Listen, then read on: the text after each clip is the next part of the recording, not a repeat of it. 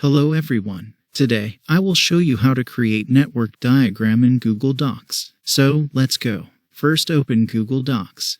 Click on the Insert menu. Click on the Drawing and New. Now, the Drawing tool will open. Click on the text box and make a text box. Write the text on this text box. Click on the border option to create border around the text. I also create some text box for better understanding of the whole process.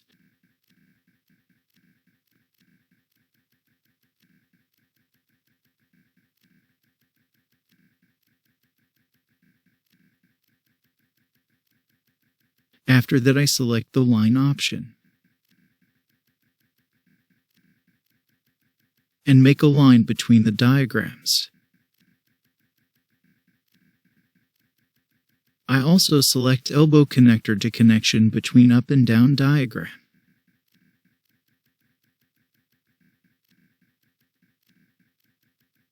That's it. Now, you successfully create network diagram in Google Docs. Thanks for watching.